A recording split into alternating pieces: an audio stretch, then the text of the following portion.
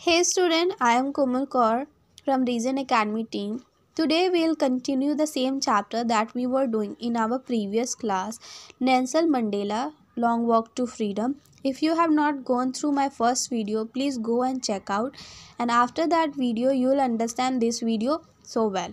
So I'm going to start with that same chapter, page number 19. Okay. A few moments later, we all lifted our eyes in awe as a spectacular array of South African jets. तो थोड़ी देर बाद कुछ ही moments later सभी की आंखें ऊपर की ओर चली जाती है, ऊपर की ओर देखने लग जाती है. What they are watching the African jets, helicopter and troops which is carries the perfect formation of a Union Building. वो यूनियन बिल्डिंग के ऊपर में परफेक्ट फॉर्मेशन बना रहे हैं, क्रिएट कर रहे हैं.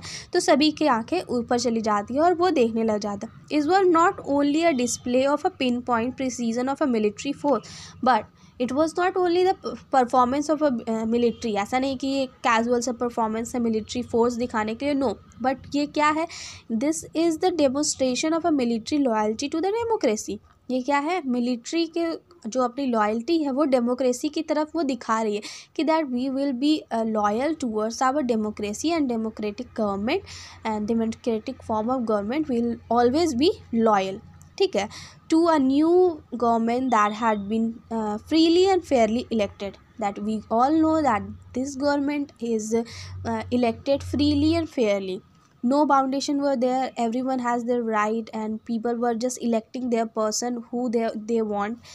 ठीक है, तो दैट काइंड ऑफ फ्रीली और फेयरली इलेक्टेड गवर्नमेंट की तरफ मिलिट्री ने अपना जो परफॉर्मेंस दी है वो ये शो कर रही है कि हम लोग अब इस डेमोक्रेसी की तरफ, इस जो डेमोक्रेसी है उसकी तरफ हमेशा लॉयल रहेंगे.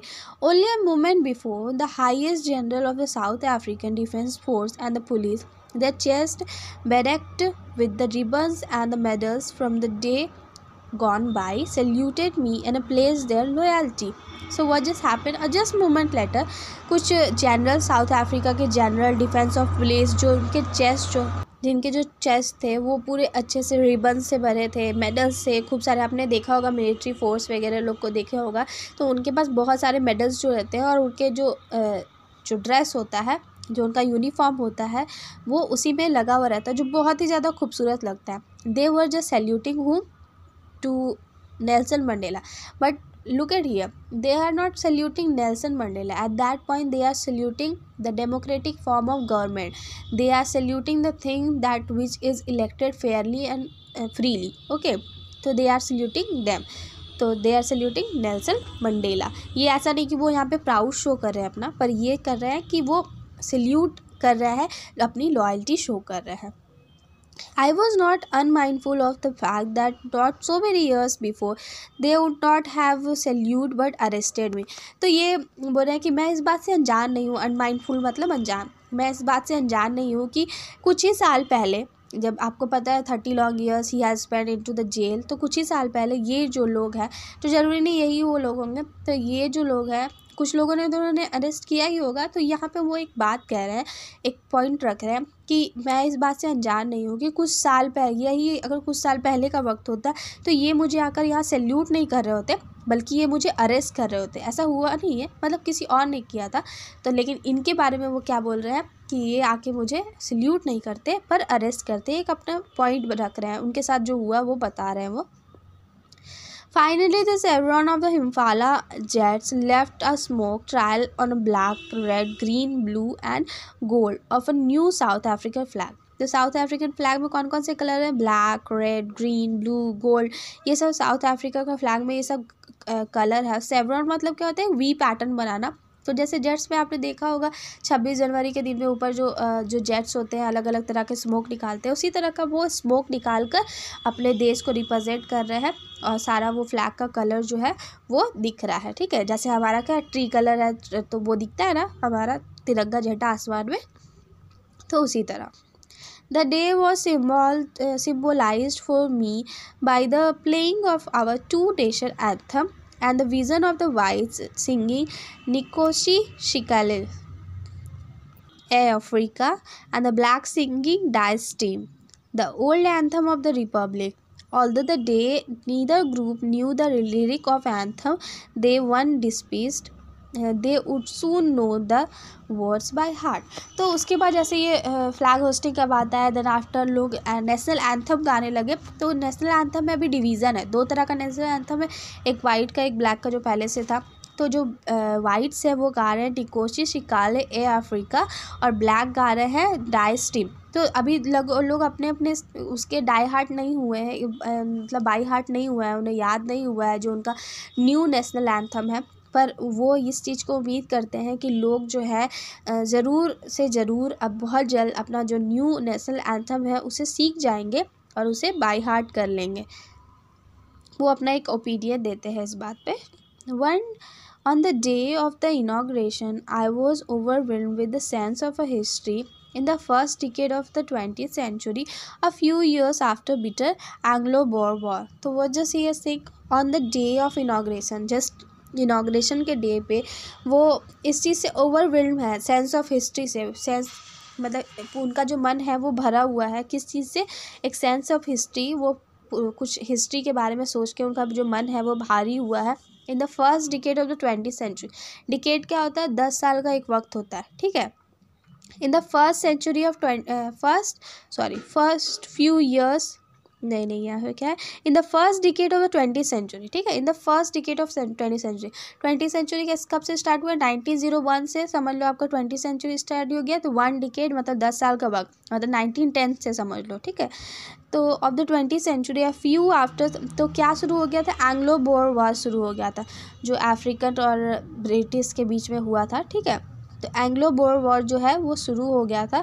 And before my own birth the white skin people of South Africa patched up their difference in erected a system of a racial domination against the dark skin people of their own land. और इनके जन्म से पहले क्या हुआ था कि ये जो एपेथाइड है ये चालू हो गया था, और जो वाइट और ब्लैक के बीच में जो डिफरेंस है, जो डोमिनेशन है वो स्टार्ट हो गया था, वाइट सुप्रीम हो गया था और ब्लैक स्किन पे क्या कर रहे थे, बहुत ज़्यादा टॉर्चर किया जा रहा था।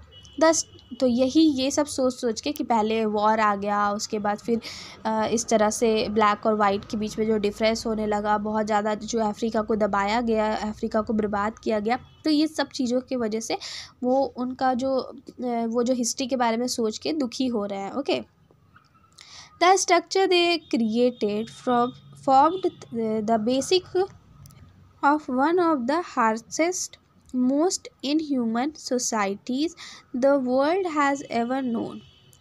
Now, in the last decade of the 20th century, and by over 8 decades as a man, that system had been overturned forward and replaced by one that recognized the right and the freedom of all people, regardless of the color of their skin. तो क्या हो रहा है, the structure they created, तो जो इस तरह से जो स्ट्रक्चर बना, जो क्रिएट हुआ, इतना वॉर हुआ, एंड देन आफ्टर ये ब्लैक और वाइट स्किन का जो प्रॉब्लम जो चल रहा था, ये इनह्यूमैनिटी, बहुत सारा हार्शनेस सोसाइटी में शो करता है, जो बहुत ज़्यादा डिस्ट्रक्टिव था, लोगों को आगे बढ़ने से रोकता था। लोग अपना सुरक्षा पहले देखते थे, ठीक है, लोग आगे बढ़ने का नहीं सोच रहे थे, चीज़ें थमी हुई थी, लोग रुके हुए थे। तो ये जो डिस्ट्रक्शन था जो सोसाइटी में हुआ था और जो ह्यूमन के द्वारा किया गया था, ये ह्यूमन डिजास्टर उन्होंने पहले ही बोला है। तो जो last decade of the 20th century, last decade मतलब अब तुम्हारा 1990 के अराउंड, ठीक है, last decade of the last decade of 19th century और 20th सेंचुरी, और एज अ मैन उनका कितना हो गया, 80 डिकेड, मतलब वो सीधा सीधा बोल रहे हैं 80 साल। The system had been overturned forward, the replaced by the one that recognized the right of the freedom of all. That is overturned forward and replaced. क्या रिप्लेस हो चुका है, अब पीपल को अपना राइट पता है, लोगों को फ्रीडम का हक है उन्हें पता है, रिगार्डलेस मतलब कोई भी कलर, कोई भी स्किन का कलर का पीपल हो, उनको अपना फ्रीडम है, राइट है, उनका अपना अथॉरिटी है, ठीक है। तो अब इतने साल लग गए, इतना वक्त लग गया इस बात को पहचानने में कि उनके अब फ्रीडम उनका राइट है। That day had come about through the unimaginable sacrifices of thousands of people whose suffering, that courage can never be counted or repaid. तो ये बोलते हैं कि that the day had come, now जो आज का जो दिन आया है वो ये कहा जा सकता है कि ऐसा नहीं कि सिर्फ एक आदमी की वजह से रेवोल्यूशन होता है, बहुत लोगों को जुड़ना पड़ता है, बहुत लोगों ने बहुत कुछ सैक्रिफाइस किया होता है, थाउजेंड ऑफ पीपल होते हैं। जैसे अगर हमारा ही इंडिपेंडेंस की बात किया जाए, क्या एक इंसान ने इंडिपेंडेंस दिला दी थी? नहीं। ऐसे बहुत अनकाउंटेबल पीपल हैं जिनका नाम भी हम नहीं जानते, जिन्होंने अपने लाइफ सेक्रीफाइस की हमारे इंडिपेंडेंस के लिए, ठीक है। तो वो जो इंडिपेंडेंस, वो जो सेक्रीफाइसेस थे, थाउजेंड ऑफ पीपल जिनका सेक्रीफाइस जो है, उनके अंदर जो करेज था, जो उन्होंने अपने लाइफ में सफ़र किया, उन्होंने जो हमारे लिए सेक्रीफाइस किया, उनको ना ही हम काउंट कर सकते हैं और ना ही रीपे कर सकते हैं। बस हम उन्हें क्या कर सकते हैं, थैंक कर सकते हैं कि उन्होंने हमारा साथ दिया। I feel that day as I have on so many other days, that I was simply the sum of all those African patriots who had gone before me. That long and noble line ended and now began again with me. I was pained that I was not able to thank them and that they were not able to see what their sacrifices had wrought.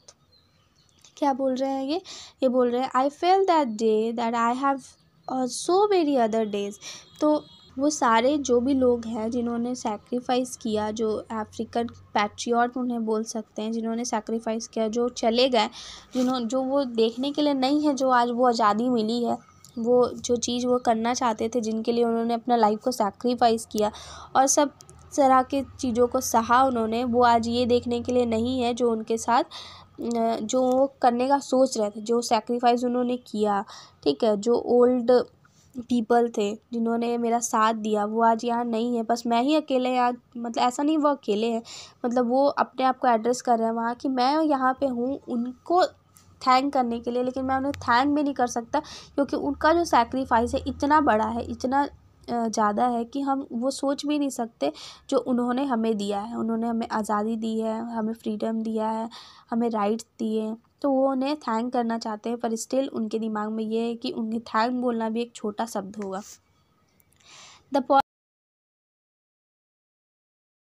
The policy of apartheid created a deep and lasting wound in my country and my people. That we all know that the apartheid जो था, जो बहुत ही ज़्यादा क्रूर था, बहुत ही ज़्यादा unacceptable था, वो किसी भी कंट्री में किसी भी लोगों के हार्ट में एक डीप वुंड कर ही जाएगा। वो उनके पीपल पे बहुत गहरा असर कर गया है। All of us will spend many years if not generation recovering from the profound hurt. तो इस चीज़ से बाहर निकलने के लिए, इस दर्द से बाहर निकलने के लिए तो हमें शायद कुछ वक्त लगेगा, कुछ साल लगेंगे, कुछ जनरेशन लगेंगे, पर ये धीरे धीरे हम भूल जाएंगे। But the decades of the operations and brutality had another unintended effect, and that was it produced the Oliver Thambos, the Walter Sissulus, the Chief Lutherlis, the Yusuf Dados, and the Bram Fishers, the Robert Sabukis of our time, man such extraordinary courage. Although सभी लोगों का नाम तो नहीं लिया जा सकता, but कुछ ऐसे लोगों का, 6 लोगों का उन्होंने नाम लिखा है जिन्होंने बताया उनके करेज के बारे में कि वो उनके जो करेज है वो आउटस्टैंडिंग है, उनका जो करेज है वो देखने लायक है।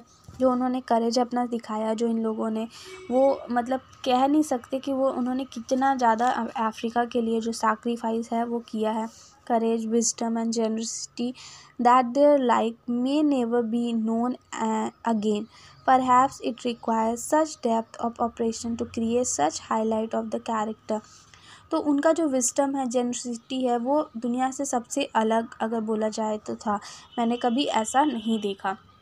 परहैप्स अगर बोला जाए कि जब भी किसी को बहुत डीप तक दबाया जाता है, जब उन्हें बहुत ज़्यादा तंग किया जाता है, बहुत ज़्यादा परेशान किया जाता है, तब उनका रियल कैरेक्टर जो है वो बाहर निकलता है और रियल जो पर्सनालिटी है वो बाहर आती है, हाईलाइट होती है। My country is rich in the minerals and the gems that lie beneath its roll. तो यहाँ पे नेल्सन मंडेला जी बताते हैं जो मेरा कंट्री जो साउथ अफ्रीका है, जिनको जो मिनरल्स वहाँ पे डायमंड्स वगैरह मिलते हैं। तो जेम्स जो हैं वो ज़मीन के अंदर जो है गड़े हुए हैं। But I have always known that a greatest wealth is its people finer and truer than the purest diamond. तो लेकिन कितना प्यारा बात ये बोलते हैं नेल्सन मंडेला जी कि जो उस डायमंड से, उस रॉ डायमंड से, उस पत्थर से ज़्यादा महंगा और ज़्यादा खूबसूरत, ज़्यादा अच्छे, ज़्यादा प्योर डायमंड कौन है? लोग, जो साउथ अफ्रीका के लोग हैं जिनके अंदर इतना करेज, इतना विजडम, इतना जेनरसिटी है। ठीक है, it is from these comrades in the struggle that I learn the meaning of courage time and again. I have seen men and women risk and give their lives for an idea. बोला कि जो मेरे साथी थे, जो जिन्होंने मेरे साथ स्ट्रगल किया, जिनको मैंने देखा स्ट्रगल करते हुए, वो लोग ने सही मीनिंग मुझे सिखाया किस चीज़ का? स्ट्रगल का, करेज का। ठीक है, वो रियल मीनिंग जो टाइम है उसके साथ उन्होंने लड़ना सिखाया। मैंने देखा है उन लोगों को जो एक छोटे से आइडिया के ऊपर अपनी जान देने के लिए तैयार हो जाते हैं। लोग मतलब एक जैसे कि एक आइडिया जो फ्रीडम पाने का, उसके लिए लोगों ने अपनी जान दे दी। वो नेल्सन मंडेला जी ने देखा है और उन्होंने हमारे साथ शेयर किया है। I have seen man stand up to attack and torture without breaking. मैंने लोगों को देखा है जिनके ऊपर लगातार अटैक किए जा रहे हैं, जिनको लोग मारे जा रहे हैं, टॉर्चर किए जा रहे हैं, बहुत हद तक तंग किए जा रहे हैं, फिर भी उन्हें बिना टूटते मैंने खड़े रहते देखा है। Showing the strength and resilience the defies the imagination. I learn that courage was not the absence of fear but the triumph over it. मैंने लोगों को लड़ते हुए देखा है, मतलब किसी तरह की भी परेशानी हुई, किसी भी तरह अनइमेजिनेबल ऐसी ऐसी परेशानियाँ उनके पास आई, उन सारी परेशानियों से लड़ते हुए देखा। मैंने उनके चेहरे पर डर नहीं देखा। मैंने देखा कि वो किसी छोटी सी बात के लिए, होता है ना, विजय पाने के लिए, ट्रम्प करने के लिए वो अड़े रहते हैं, डट के खड़े रहते हैं। ये होता है मैन, ये मतलब ये होते हैं power, that is called power. कि भले उनके ऊपर इतना ज़्यादा टॉर्चर किया जा रहा है, स्टिल वो खड़े हैं और अपने हक के लिए वो खड़े हैं कि नहीं, हमें फ्रीडम चाहिए। The brave man is not he who does not feel afraid but who conquer that fear. तो ब्रेव मैन उसे नहीं कहा जाता जो जिसे डर नहीं लगता। ऐसा नहीं है कि मैन को डर नहीं लगता। ब्रेव मैन उसे कहा जाता है जो अपने फियर पे जो है कॉन्कर कर लेते हैं, जीत हासिल कर लेते हैं। ब्रेव मैन उसे कहा जाता है। डर सबको लगता है, पर वैसे इंसान को फियरलेस बोला जाता है, वैसे इंसान को ब्रेव बोला जाता है जिन्होंने अपने फियर पे ही कॉन्कर कर लिया और फियर पे ही जीत पा ली हो। No one is born hating another person because of the colour of the skin of his background और his religion. People must learn to hate, and if they can learn to hate, they can be taught to love. तो कितना प्यारा बात उन्होंने कहा है कि कोई भी जन्म से नफ़रत करना नहीं सीख कर आता। किसी का भी ये नहीं है कि जो वो जन्म से जो भी उसको कलर, कास्ट, क्रीड, बैकग्राउंड जो मिला है उसकी वजह से लोग उसे हेट करें। अगर हम बोले ना, हम लोग जन्म होता है तो हम लोग बोले नफ़रत कर मतलब सीख कर नहीं आते। अगर हम यहाँ पे धरती में आकर नफ़रत सीख सकते हैं तो हमें प्यार करना भी सिखाया जा सकता है। प्यार करना तो हमारे नेचुरल, हमारे अंदर है, हमारे हार्ट में है। तो हमें क्यों ही कि नफ़रत सीखनी है? हम प्यार भी तो सीख सकते हैं, हम प्यार से भी तो रह सकते हैं। Even in the grimmest times in the prison when my comrades and I were pushed to our limits. सोचिए कितने दर्द में वो थे, उनको इतना टॉर्चर किया जाता था। जब उनका जो वो अपने प्रिजन में थे, जब उनका हद हो जाता था, मतलब किसी भी चीज़ का उनको इतना ज़्यादा टॉर्चर किया जाता था, इतना ज़्यादा परेशान किया जाता, जब उसकी भी हद हो जाती थी, ह्यूमैनिटी, जब उन्हें लगता था कि दुनिया में ह्यूमैनिटी नाम की चीज़ ही नहीं है, तो क्या होता था? I would see a glimmer of a. तो यहाँ पे ये बोला जा रहा है कि जब उन्हें लगता था ह्यूमैनिटी जो है वो ख़त्म हो गई है, तब उन्हें एक गार्ड दिखता था, एक ग्लिम्स दिखता था एक गार्ड का, जिसके चेहरे पे थोड़ी ह्यूमैनिटी दिखती, may be some kind of help he has done और समथिंग। तो वो ह्यूमैनिटी उनको दिखती थी कि उनके चेहरे पे है, तो उनको थोड़ा करेज आता था, थोड़ा पेशेंस आता था, थोड़ा उन्हें ये लगता था कि हाँ, दुनिया में आज भी इंसानियत ज़िंदा है और उन्हें लड़ने की ताकत मिलती थी। Man's goodness is a flame that can be hidden but never existing. तो कितना प्यारा उन्होंने बात बोला है कि जो मैन का जो गुडनेस है वो एक फ्लेम की तरह है, जो छुपाया तो जा सकता है लेकिन ख़त्म कभी नहीं किया जा सकता। In life, every man has to in obligation to family, to his parents, to his wife and children, and he has obligation to people. तो इन्होंने बोला कि हर एक इंसान के पास दो ऑब्लिगेशंस होते हैं, दो तरह की ड्यूटी है बोल सकते हैं, दो तरह के बंधन बोल सकते हैं, दो तरह के उनके काम बोल सकते हैं, दो तरह के ऑब्लिगेशंस होते हैं। पहला तो उसकी फैमिली की तरफ, जो उनके पेरेंट्स हैं, वाइफ है, चिल्ड्रन है, उनकी तरफ होता है, और दूसरा ऑब्लिगेशन उनका होता है पीपल की तरफ, लोगों की तरफ, अपनी देश की तरफ, अपनी कम्युनिटी की तरफ, अपनी सोसाइटी की तरफ, अपने कंट्री की तरफ। तो ये दो ऑब्लिगेशन जो होता है हर एक इंसान को जो होता है इसका पालन करना पड़ता है। In a civil and a human society, each man is able to fulfill those obligations according to his own inclination and abilities। तो ये बोल रहे हैं कि किसी भी देश में किसी भी ह्यूमन, कोई भी ह्यूमन जो है सोसाइटी में जो रहता है वो दोनों के दोनों ऑब्लिगेशन पूरे करने के उनके अंदर ताकत होती है, चाहे वो नेचुरली करे, अपने टेंडेंसी से करे, चाहे वो उनके अंदर जो भी एबिलिटी हो वो कर सकते हैं। But in a country like south Africa it was almost impossible. लेकिन साउथ अफ्रीका में जन्म लेने के बाद ये दो ऑब्लिगेशन कोई भी इंसान एक साथ नहीं निभा सकता, ये इम्पॉसिबल है। It was almost impossible for a man of my birth and colour to fulfil both those obligation. जो साउथ अफ्रीका में पैदा हुए और जो डार्क कलर के लोग हैं, जो स्किन कलर के लोग हैं, वो दोनों ऑब्लिगेशन तो निभा ही नहीं सकते। जो साउथ अफ्रीका में जिस तरह का एपेटाइट था, तो उसकी वजह से दोनों ऑब्लिगेशन वो अटेम्प्ट ही नहीं कर सकते। A man of a color who attempt to live as a human being was punished and isolated। अगर कोई इंसान साउथ अफ्रीका में किसी की मदद करने की कोशिश करे, आवाज़ उठाए, आगे बढ़े, तो उन्हें क्या कर दिया जाता था? उन्हें पनिश किया जाता था, उन्हें आइसोलेट किया जाता था, उन्हें लोगों से हटा कर रख दिया जाता था, उन्हें अकेला छोड़ दिया जाता था। In South Africa a man who try to fulfil his duty to his people and inevitably ripped from his family and his homes and was forced to live a life apart।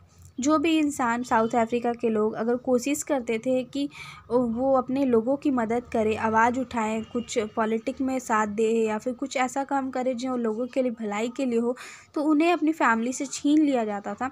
उनके family से हटाकर उन्हें forcefully किसी एक जगह पे बंद कर दिया जाता था। उन्हें अलग रहने के लिए उन्हें एक सज़ा दी जाती थी, जो लोगों की मदद करने का जो सेकेंड ऑब्लिगेशन है वो निभाने का जो उनको हक होता था। अगर वो करते थे तो उनके साथ ऐसा किया जाता था। A twilight existence of a secrecy and this rebellion. और उन्हें क्या कहा जाता था? एक तरह का रिबेलियन कहा जाता था। जो भी अपने लोगों की मदद करने की कोशिश किया करता था उसे कहा जाता था कि वो रिबेलियन है, वो लोगों को भड़का रहा है और इस तरह के काम। क्योंकि अगर लोग जुड़ेंगे तो रेवोल्यूशन पैदा होगा, इसीलिए लोग जुड़ने ही नहीं देते। I did not in the beginning choose to place my people above my family, but in attempting to serve my people, I found that I was prevented from fulfilling my obligation as a son, as a brother, as a father, as a husband। तो उसने क्या कहा? उन्होंने क्या कहा कि मैंने पहले ये नहीं चुना कि मैं सिर्फ अपनी पीपल जो है उनके तरफ ही अपनी जिम्मेदारी निभाऊंगा, पर लेकिन जब मेरे एक ऑब्लिगेशन ही मैं पूरा कर सकता था, तो मैंने चूज़ किया अपने पीपल को। और अपने पीपल को चुनने के बाद मुझे ये एहसास हुआ कि मैं अपनी फैमिली के तरफ जो ऑब्लिगेशंस हैं मैं उन्हें नहीं निभा सकता। ना ही मैं एक अच्छा बेटा बन के उनकी ड्यूटी निभा सकता हूँ, ना ही ब्रदर, ना ही हस्बैंड, ना ही एक फादर बन के अपनी ऑब्लिगेशन निभा सकता हूँ। तो आप समझ रहे हैं एक इंसान कितनी ज़्यादा दुविधा में है, कितनी ज़्यादा परेशानियों में है, क्योंकि वो अपने दोनों ऑब्लिगेशन तक नहीं निभा पा रहा है, एक अपने देश की तरफ और एक अपनी फैमिली की तरफ, जो दोनों इम्पॉर्टेंट है। पर वो एक बहुत बड़ा फ़ैसला करते हैं और वो अपने देश को चुनते हैं और अपनी फैमिली को वो चाह कर भी नहीं चुन पाते, क्योंकि उन्हें अपने देश के लोगों का साथ दे। I was not born with the hunger to be free, I was born free in every way that I could know. So he is saying that he has not born with the hunger of freedom, because he didn't know that he is not free, he is not getting the freedom। तो वो जब born हुए थे तो उनको नहीं पता था कि उनके अंदर ये भूख ही नहीं था, हंगर, ये इसका फ्रीडम का, क्योंकि वो फ्री थे हर तरीके से, फ्री टू रन, अपने माँ के जो हट है उसके सामने वो इधर उधर घूमने के लिए फ्री थे, वो स्विम करने के फ्री थे स्ट्रीम में, वो फ्री थे विलेज के चारों तरफ घूमने के लिए, वो फ्री थे अलग अलग तरह के ग्रेन को स्टार के नीचे पका कर खाने के लिए, वो फ्री थे जो बुल्स है, स्लोली बुल्स जो हैं उनके ऊपर जो लेट के घूमने के लिए वो फ्री थे, बहुत अच्छे तरीके से वो फ्री थे। As long as I obeyed my father and abide by the custom of my tribe I was not troubled by the laws of man और गॉड। तो जब तक मैं अपने फादर के जो ओबे कर रहा था, जब तक मुझे कोई परेशानी नहीं हुई, जब तक मैं फॉलो कर रहा था कस्टम को, अपने ट्राइब के कस्टम को, सभी चीज़ को, मुझे तब तक कोई ट्रबल नहीं हुआ। ठीक है, मैं आराम से चल रहा था। जब किसी भी इंसान के या भगवान के कोई भी लॉ से मुझे कोई दिक्कत नहीं हुई, मुझे अपने आप को मैं फ्री समझता था, क्योंकि मुझे लगता था कि मैं फ्री हूँ। I was only when I begin to learn that my boyhood freedom was illusion. तो पर मुझे पता चला कि जो मैंने सीखा, मुझे पता चला है, मैंने रियलाइज़ किया ये बात कि जो मेरा बॉयहुड, जो मेरा बचपन का जो फ्रीडम था, वो तो सिर्फ इल्यूज़न है, वो तो सिर्फ भ्रम है एक तरह का। When I discover as a young man that my freedom had already been taken from me. और जब वो बड़े हुए, जब यंग हुए, तो उनको ये रियलाइज़ हुआ कि जो उनका फ्रीडम, जिसके लिए उनको हंगर है ही नहीं, उनको ऐसा लगता है कि हाँ, हट के चारों तरफ घूमना, स्ट्रीम में नहाना, बुल के ऊपर बैठना, अलग अलग तरह का ग्रेन खाना ही फ्रीडम है। तो उनको यही लगता था, ये एक इल्यूज़न था, ये एक बॉयहुड भ्रम था। और अब उन्हें ये चीज़ का रियलाइजेशन होता है कि ये सब एक इल्यूज़न था। जब वो बड़े हो जाते हैं तो उनको ये पता चलता है कि उनका फ्रीडम तो पहले ही उनसे ले लिया गया है। That I begin to hunger for it and then after he realise, and then वो जो हंगर होता है ना फ्रीडम का, वो उनके अंदर बॉर्न होता है। At first as a student I wanted freedom only for myself, लेकिन जब I was in my young age, I was student, तो उस वक्त मुझे सिर्फ मेरे लिए ही फ्रीडम चाहिए थी। The transitory freedom of being able to stay out at night, read what I pleased and go where I choose।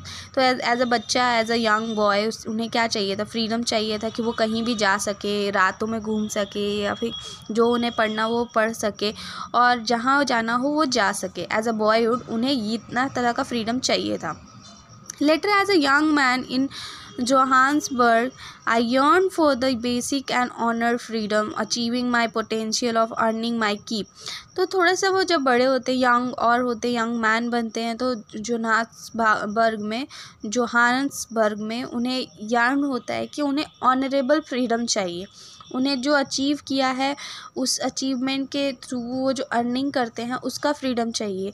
उनको शादी करनी है, उनको फैमिली बनाना है, उसका फ्रीडम चाहिए। और वो the freedom not to be obscured in a law life, और किसी को भी उस चीज़ से दिक्कत नहीं होना चाहिए। वो एक लॉफुल लाइफ जीना चाहते हैं, एक लॉलेस लाइफ नहीं जीना चाहते, लेकिन उन्हें फ्रीडम चाहिए। Without freedom he will not work. But then I slowly saw that not only was I not free, but my brothers and sisters were not free. I saw that it was not just my freedom that was curtailed, uh, but the freedom of everyone who looks like I did। तो क्या बोले, पर slowly उन्हें realise हुआ कि कोई भी free नहीं है, ना ही मेरे ब्रदर ना सिस्टर, कोई भी फ्री नहीं है। ये ऐसा नहीं है कि सिर्फ मेरी ही फ्रीडम को छीना गया है, लेकिन सभी के फ्रीडम को छीना गया जो मेरे जैसे दिखते हैं, मतलब सेम कलर्ड पीपल का बात हो रहा है यहाँ पे। That is when I join the African national Congress, and that is when the hunger of my own freedom became the greater hunger for the freedom of my people. और at that moment उनका turning point आया life का। अब उनको अपने freedom से ज़्यादा लोगों के फ्रीडम की चिंता होने लगी। जो लोग थे, जो उनके साथ थे, जो कोई फ्री नहीं थे, जो उनके जैसे दिखते थे और उनको भी फ्रीडम नहीं था, तब उन्होंने अफ्रीकन नेशनल कांग्रेस को ज्वाइन किया। और वहाँ से उन्हें, उनके अंदर जो फ्रीडम का हंगर आया, वो अपने लिए नहीं, अपने पीपल के लिए था। It was the desire for the freedom of my people to live their lives with dignity and self respect that animated my life, that transformed a frightened young man into the bold one। जब उनके अंदर ये desire आया कि वो अपने people को एक डिग्निटीफुल लाइफ, एक रिस्पेक्टफुल लाइफ देंगे, तो उनके अंदर कुछ ट्रांसफॉर्मेशन आया। कुछ भी किसी भी चीज़ को करने के लिए ट्रांसफॉर्मेशन आता है लाइफ में, लोग बदल जाते हैं। The drove of law abiding attorney of become a criminal. मैं एक अच्छा लॉयर था, एक लॉ को फॉलो करने वाला लॉयर था, अब मैं एक क्रिमिनल बन चुका था। That turn the family loving husband into the man without a home. मैं एक फैमिली लविंग मैन था, जिसे फैमिली से प्यार था, अपने घर में वो रहता था, अब वो होमलेस हो चुका था। That force a life loving man to live like a monk. और जो एकदम लाइफ को इंजॉय करता था, लाइफ को लव करता था, वो वैसा इंसान मॉन्क बन चुका था जिसे किसी चीज़ से अब प्यार नहीं था। I am no more virtuous and self sacrificing than the next man, but I found that I could not even enjoy the poor and limited freedom I was allowed when knew my people were not free. तो I am no more virtual और self sacrifice. ऐसा नहीं कह रहा हूँ कि मैंने जो है सेक्रीफाइस किया, अपनी लाइफ को सेक्रीफाइस किया, ये मैं नहीं कह रहा यहाँ पे। और मैं ये बताना चाह रहा हूँ कि आई found that I could not even enjoy the poor and the limited freedom, कि मैंने ये चीज़ रियलाइज़ किया कि मुझे थोड़ा भी, जैसे होता है थोड़ा बहुत फ्रीडम मिल गया है ना, उस चीज़ में सैक्रिफाइस कर लो जो भी मिल गया है, तो उस चीज़ को, फ्रीडम को वो एंटरटेन करने के लिए रेडी ही नहीं थे। वो अलाउ ही नहीं कर रहे थे अपने आप को कि वो जो थोड़ा फ्रीडम उन्हें मिला है उसमें वो अपना काम चला ले। I was allowed when I knew my people. और वो ये चाहते थे कि जो उनके पीपल हैं, जो उनके लोग हैं, जो अफ्रीका के ब्लैक पीपल हैं, उन्हें फ्रीडम मिले। Freedom is a invisible the chain on any one of a people were the chains on all of them. The chains on all of my people were the chain on me. तो वो ऐसे समझते हैं कि अगर मेरे people को freedom मिलता है तो वो जो चेन है, इनविजिबल जो चेन है, वो अगर एक के साथ होता है ना, एक के साथ एक को जुड़ना, वो जुड़ेंगे तभी वो फ्रीडम को हम फील कर पाएंगे। वो एक दूसरे से लिंक करना चाहते थे, ये नहीं चाह रहे थे कि सिर्फ उन्हें फ्रीडम मिल जाए और वो फ्रीडम को इंजॉय करे। अब वो सभी के साथ उस फ्रीडम को इंजॉय करना चाहते थे। I knew that the oppressor must be liberated just as surely as a oppressed. A man who takes away another man's freedom is a prisoner of hater. तो कितना प्यारा इन्होंने यहाँ पे बात बोला है। आई न्यू जो ऑपरेशर है, जो लोगों को दबाता है, जो उनके फ्रीडम को छीनता है, वो भी लिबरेट नहीं होगा, वो भी किसी ना किसी चीज़ से ऑपरेस्ड होगा। वो किस चीज़ से ऑपरेस्ड होगा, किस चीज़ से परेशान होगा? जो किसी और का फ्रीडम छीनता है वो एक हेटेड के प्रिजनर में होगा, ठीक है, वो एक जाल में होगा, किसी नफ़रत के जाल में, किसी ना किसी चीज़ में बुना होगा वो, तभी वो किसी और को का फ्रीडम छीनना चाहता है। He is locked behind the bars of a prejudice and a narrow minded. और वो आदमी जो है वो किस चीज़ के बार के पीछे, जो इंसान को फ्रीडम से रोकेगा, किसी को फ्रीडम नहीं देगा और लॉक करना चाहेगा, वो खुद ही लॉक होगा किस चीज़ के बिहाइंड में, प्रिजुडाइज के बिहाइंड में, ठीक है, नैरो माइंडनेस के बिहाफ में वो जो है बार के पीछे होगा, वो खुद कैद होगा इन सारी छोटी सोच के पीछे। आई am not truly free if I am taking away someone else freedom. और कोई भी, मैं अपनी ही बात करूं कि मैं कभी भी फील फ्री नहीं कर सकता अगर मैं किसी की भी फ्रीडम को छीन लेता हूं। Just as surely as I am not free when my freedom is taken from me.